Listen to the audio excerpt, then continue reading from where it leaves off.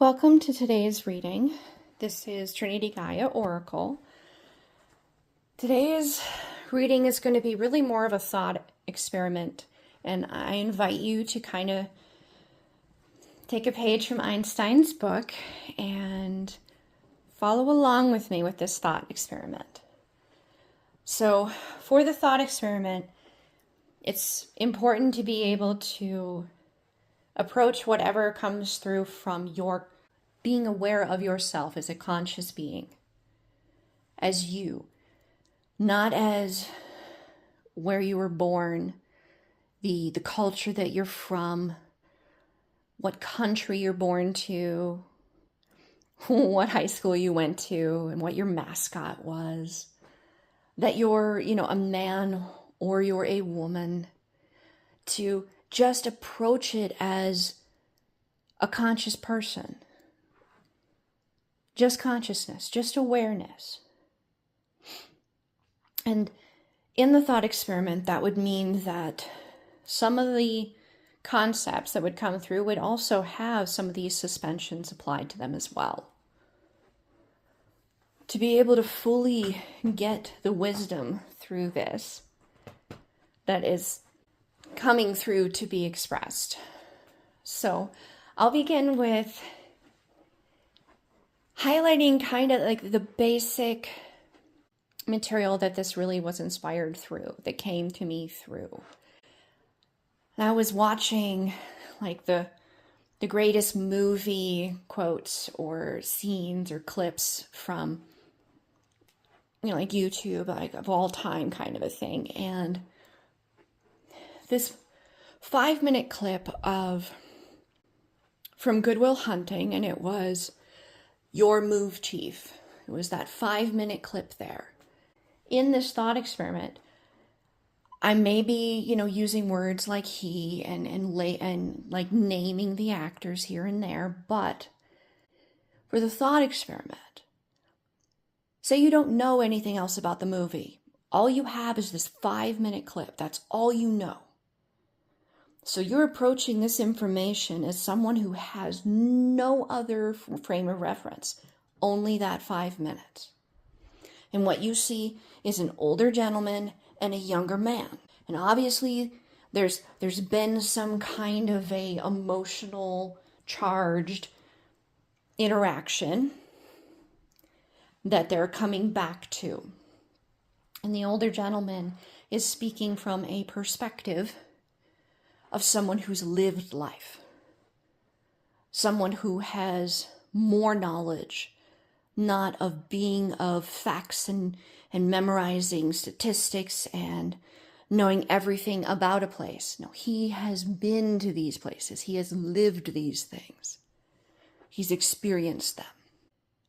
For this thought experiment, it's just an older consciousness relating to a younger consciousness. We're suspending what it is to be a man or what it is to be a woman, where you're from, what it is to be these things, where you're born, what your family culture was even, your home unit kind of culture. Like we're just suspending all of that. Consciousness to consciousness.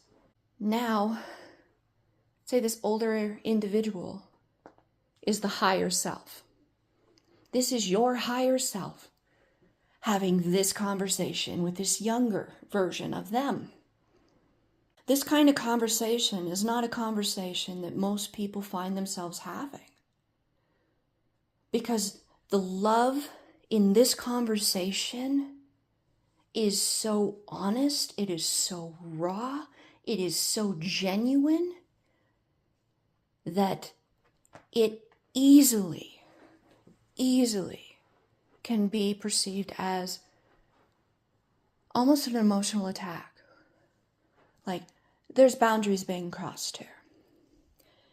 That's why I'm adding the higher self, because there's obviously a relationship that has a backstory here. The younger man made a judgment as if he knew everything about something, and the older gentleman's like, you don't really know anything about anything, and let me explain this to you as why. So conscious you, self, current self. You know what you know about where you are in life, where you want to go in life, how you want it to be, what you want it to look like. But do you know what it is to live it? Do you know what it is to be in that moment and it be your reality, it to be your truth? To have all 5 of your senses fully anchored in the physical. And then, because you're called to this kind of content, and you're aware this is your higher self, you're not only living from this grounded perspective, you're living it from a higher perspective that most people can't relate to and you can't talk to them about. Your higher self comes in. Your higher self is like, hey, I'm living this current future where the person that we end up with is no more, but I wouldn't trade a single moment.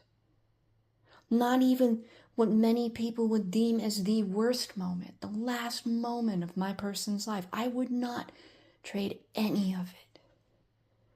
To a young man, to this young man who, it's highlighted they were orphaned. So I don't know a single person that doesn't have a fear of abandonment. He is basically challenging the younger version to open himself up, to let himself be vulnerable, to let others know him, to not know that he is brilliant and smart because he can memorize things and connect things that are factual that you can look up. He's challenging him to allow himself to be actually known, to be vulnerable, to have intimacy. Now, intimacy is what they're experiencing right there. That is a very intimate, real, authentic, genuine, heartfelt, and emotional experience for both of them. And the beautiful thing is that it's so rare to have these conversations because many individuals don't know how to love themselves. So they could be that older individual that then gets to a certain point and they botch the whole thing because they don't love themselves. The older individual in this 5-minute clip from Good Will Hunting, it's your move, Chief. He loves himself because he doesn't make it about bashing the younger individual, about all the ways he's wrong. He straight up says, you're a genius, you're brilliant. And I know you're scared to actually be known, to go off script, to just say something real and authentic that isn't from a book. And maybe not. You never know. Maybe you'll actually be accepted for something you experience, not something you're quoting that someone else experienced. Being yourself is scary. It is, but it is required to have intimacy, to be authentic, to live. If you do not challenge yourself to know yourself, how can you ever possibly know the divine? There is that famous quote, to know the divine is to know thyself. This requires you to be discerning, yes, but to be authentic, vulnerable. And vulnerable doesn't necessarily mean it's going to be heavy and serious. To be a 40, 50, 60-year-old individual in that moment with someone, being your inner child, being playful, being silly, not taking yourself so seriously, that is in and of itself an intimacy, a vulnerability, and it is a part of you that you only share with them because you're discerning who you share these parts of yourself with. But if you never open up, you will never get to live those moments. You'll never get to be yourself fully. You'll never get to know yourself fully. The concept that we are each a petal of the lotus of awakening, of the lotus of divine, that we are all one, yet we are each a unique petal. That requires an awareness of the petals around you.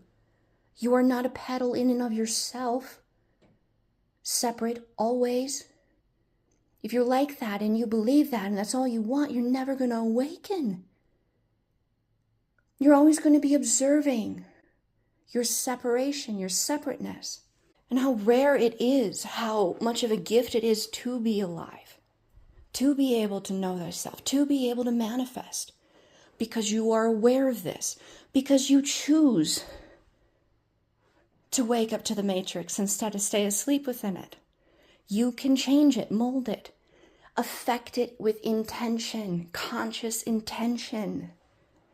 It requires you then to interact with those around you that are either awoken themselves to that ability, to that connection, or to be the one that they are going, wow, that person's a little different. Like they seem to be a little more connected. You're leaving little bits and pieces and clues then. If they want to wake up to the reality, to themselves, to the matrix, they have that choice then. Just because you were in their environment for a moment and they intuitively, their higher self was like, ooh, ooh, ooh, ooh, ooh, ooh, ooh, pay attention. We have an opportunity to wake up here. You will never really fully understand how much of an impact you have on individuals just by existing as an awoken, as someone who's aware of themselves.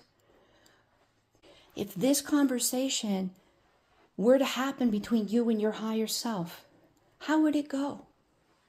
As you're having this conversation, what is your thing? How are you creating a barrier between you and someone else?